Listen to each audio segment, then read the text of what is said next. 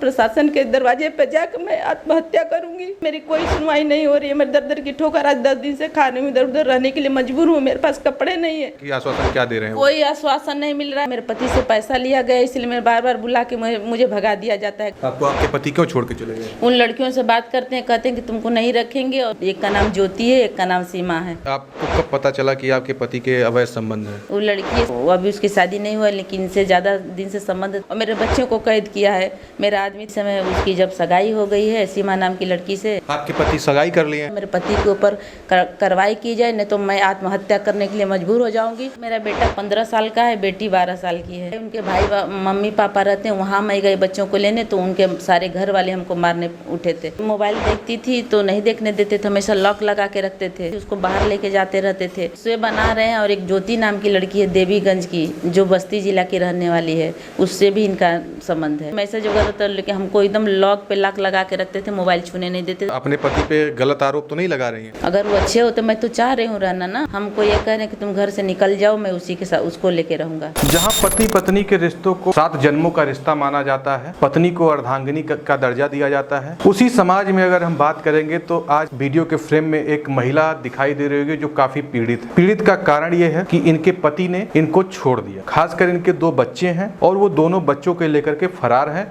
और इनको दर दर की ठोकरें खाने के लिए मजबूर कर दिया। अगर बात करेंगे तो कारण क्या है? कारण यही है कि इनके पति के कुछ महिलाओं से नाजायज संबंध हैं और वो इनको उसी के कारण से छोड़ करके इनको काफी प्रताड़ित करता है, मारपीट करते हैं। अगर हम बात करेंगे तो हमारे हाथ में देखिए ये कुछ एविडेंस है जो पुलिस प्रशासन को इन्होंने दिया था। जो मामला शुरुआत होता है वो होता है 28/6/2025 को, मतलब कि 28 जून को इन्होंने महिला थाना बाराबंकी में इन्होंने अपनी शिकायत दर्ज कराई, जिसमें इन्होंने लिखा कि श्रीमान थाना अध्यक्ष, महिला थाना बाराबंकी उत्तर प्रदेश, लड़ाई झगड़ा मारपीट प्रताड़ित उत्पीड़न करना और बार बार जान से मारने के लिए धमकी के संबंध में। खासकर इनका नाम है वंदना भारती, इनके पति का नाम है मंजीत कुमार और ये ग्राम Badel near Lucknow public school Faizabad road post Badel जिला बाराबंकी की निवासी हैं। 17 वर्ष पूर्व इनकी शादी हुई और इनको देख सकते हैं कि ये दर दर की ठोकरें खा रही हैं और इस लखनऊ में हमसे इनकी मुलाकात होती है और ये हमसे मिल करके सारी बातों को बताती हैं। पहले इनका आइए हम जानते हैं परिचय और इनके पति का नाम। क्या नाम? हमारा वंदना भारती नाम है और मेरे पति का नाम मंजीत कुमार है। मैं बड़ेल नगर की निवासी हूँ। मेरा घर वहीं पर है। जिस घर में ताला बंद है, मेरे पति द्वारा बहुत उत्पीड़न किया जाता है और बच्चों को लेके मैं दवा के लिए चली गई थी, उसी दौरान बच्चों को लेके मेरा पति फरार हैं और हमें घर में घुसने नहीं दे रहे हैं, जिसके लिए मैं थाने कोतवाली गई, चौकी गई और मुख्यमंत्री जी के यहाँ गई। वहाँ से सारा चीज़ मैं गई और वहाँ से मेरे लिए कोई सुनवाई नहीं हो रही है और हम दर दर की ठोकर खा रहे हैं। हम बसेरा में 2 दिन रुके थे, उसके बाद हम इधर उधर पड़ोसी के घर रुक रहे हैं। इस समय मैं सड़क पर सो रही हूँ, मेरे पास कपड़े नहीं है, मेरा सारा सामान उसी में है और मेरे ऊपर मेरी सुनवाई नहीं हो रही है। कृपया हम शासन प्रशासन से ही गुहार लगाना चाहती हूँ कि मेरा घर का ताला खुलवाया जाए, मेरे बच्चों से मिलवाया जाए और हमें घर में रहने के लिए शासन प्रशासन हमें मदद करे हमारी। कहाँ आप जा चुकी हैं? अभी तक आपको सुनवाई नहीं हुई?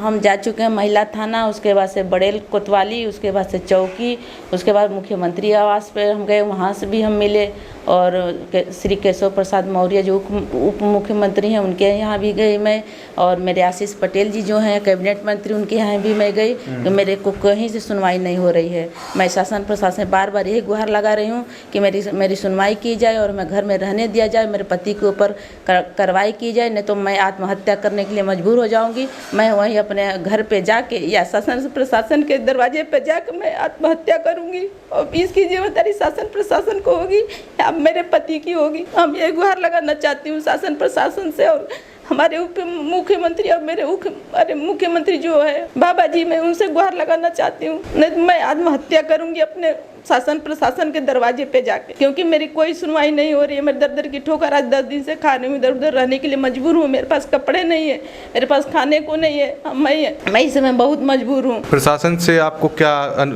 कुछ मिल रहा है कि आश्वासन क्या दे रहे हैं? कोई आश्वासन नहीं मिल रहा है। बस मैं थाने जाती हूँ, वहाँ कहते हैं चौकी जाती हूँ, कहते हैं लोग 4 दिन रहने की व्यवस्था व्यवस्था कर लीजिए, इधर उधर रह लीजिए।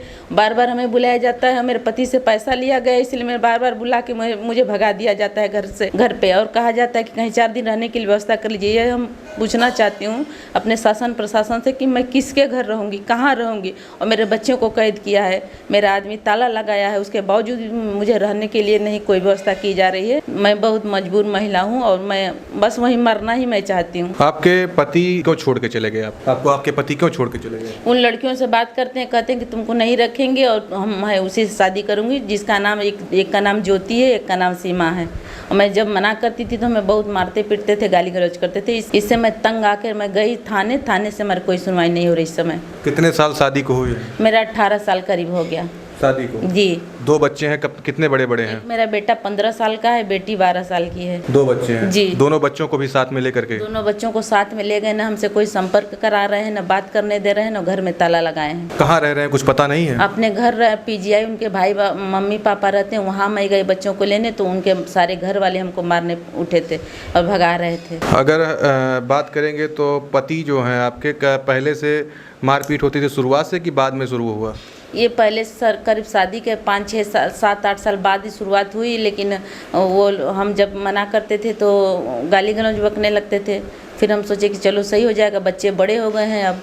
फिर हमें जो 2-4 महीना से हमें बहुत प्रताड़ित कर रहे थे, इसलिए मैं मजबूर होकर थाने गई और वहाँ से सुलह समझौता हुई। फिर घर आए, फिर अपने उन लड़की के घर के पास रहने लगे। फिर 1.5 महीना वहीं रहे। वहाँ से फिर मैं 2 बार लेने गई, वहाँ नहीं आए। फिर इनकी लैब चलती है, वहाँ मैं गई, वहाँ से भी भाग गए।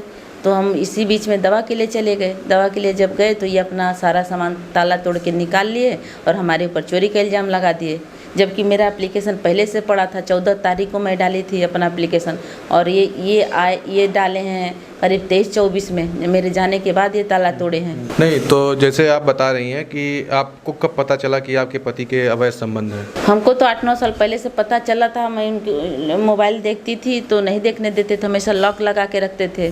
फिर हम सोचे पारिवारिक है, बच्चों की परवरिश खराब हो जाएगी, उन लोग का लाइफ खराब हो जाएगा, इसलिए मैं सर जी सहती रही और सोची कि बच्चे पढ़ लिख लेंगे, थोड़ा बड़े हो जाएंगे तो ये छोड़ देंगे। लेकिन ये नहीं माने। इस समय कह रहे हैं कि हम उसी से शादी करेंगे, तुमको घर से निकालना। हमको निकाल दिए हैं। तो महिला है कि वो लड़की है? वो लड़की है सर जी। अभी उसकी शादी नहीं हुआ, लेकिन इनसे ज़्यादा दिन से संबंध था तो इनके साथ रहती थी, हमेशा आना जाना करती थी। लेकिन आपके घर पे भी आती थी? नहीं, मेरे घर पर नहीं आती थी, उसको बाहर लेके जाते रहते थे। और ये मोबाइल हम देखने की कोशिश करते थे, देखने नहीं देते थे, उसमें मारने पीटने गाली गलौज करने लगते थे। मैं लोक लज्जा के से मैं चुप रहती थी कि बच्चे न जाने और कोई आस पड़ोस का न जाने। लेकिन इस समय उसकी जब सगाई हो गई है सीमा नाम की लड़की से, तो हमें ज़्यादा परेशान करने लगे 3 महीने से। आपके पति सगाई कर लिए हैं लड़की से? नहीं, उसकी सगाई दूसरे से हुई है। तो ये ज़्यादा परेशान करने लगे हैं। तो उसकी सगाई अब दूसरे से हो गई, तब अभी भी वो उससे संबंध बना रहे हैं? हाँ, उससे बना रहे हैं। और एक ज्योति नाम की लड़की है देवीगंज की, जो बस्ती जिला की रहने वाली है, उससे भी इनका संबंध है। 2 लड़कियों से नाजायज संबंध? जी है? जी। आप इसको सिक्योरिटी जानती हैं पूरी तरीके? मैं जानती हूँ उसकी। कभी कभी मैं वो देखती थी मैसेज वगैरह, तो लेकिन हमको एकदम लॉक पे लॉक लगा के रखते थे, मोबाइल छूने नहीं देते थे, ना बच्चों को छूने देते थे। जी। आप अपने पति पे गलत आरोप तो नहीं लगा रही हैं? नहीं, हम गलत आरोप नहीं लगा रहे। गलत आरोप लगाती तो अगर गलत वो ना रहते तो नौबतें कैसे आती? मैं अपने घर में रहती, बच्चों के साथ रहती, हमको क्यों मारते पीटते भगाते? अगर वो अच्छे होते, मैं तो चाह रही हूँ रहना ना। अगर ऐसी नहीं कोई बात होती तो मैं अपने घर में रहती, अपने परिवार के साथ रहती। आपके पति क्या कह रहे हैं आपसे? हमको ये कह रहे हैं कि तुम घर से निकल जाओ, मैं उसी के साथ उसको लेके रहूंगा।